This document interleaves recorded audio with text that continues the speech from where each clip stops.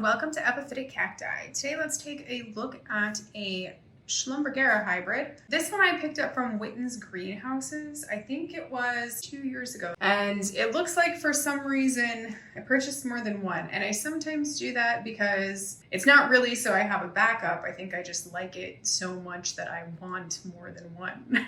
So there are several hybrids that I have that are like that. When it comes to Schlumbergera, it is particularly these little odd hybrids like this. This one is supposed to be Petite Diamond. However, if you purchase this from Witten's greenhouses, it will come under the label Diamond.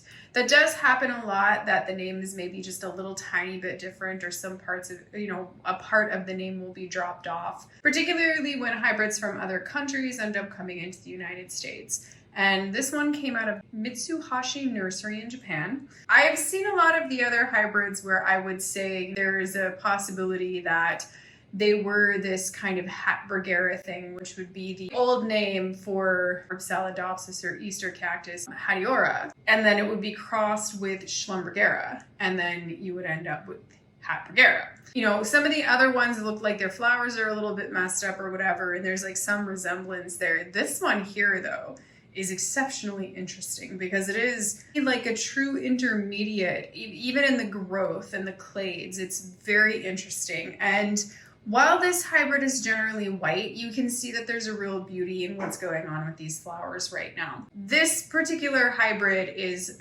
cold sensitive. The flowers will start to turn pinkish. And that is why this hybrid looks a little bit pink, because I live in Minnesota. It's very cold here right now, and they're sitting right in the windows. So as the flowers form in the windows, they are getting tinged very pink, both the buds, and you can see this full bloom here was very, very pink because it was very close to the window.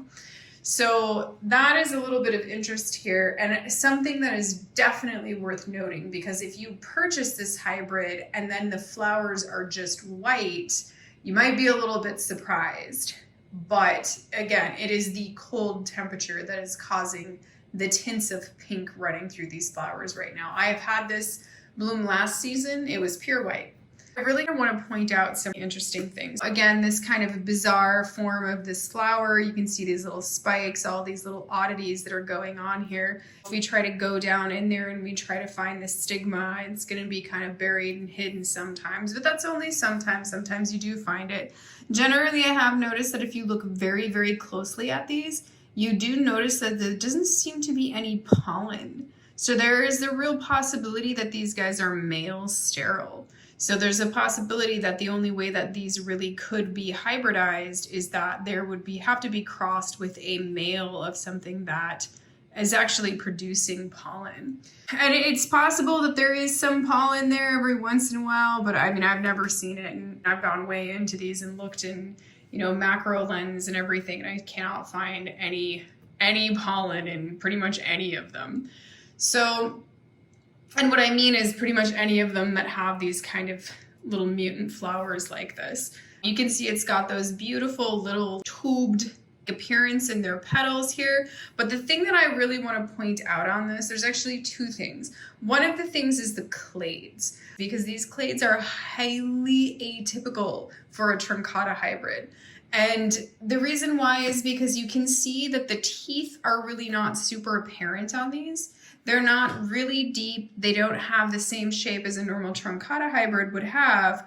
They also don't really have the shape of something that would be a little more reminiscent of like a Russelliana or a Buckley hybrid. There's something just very unusual. It looks like a real and true intermediary between a Schlumbergera and a Rhipsalidopsis, an Easter cactus. So the other thing that I'm going to point out about this particular hybrid is the curiosity of when it is blooming in my area.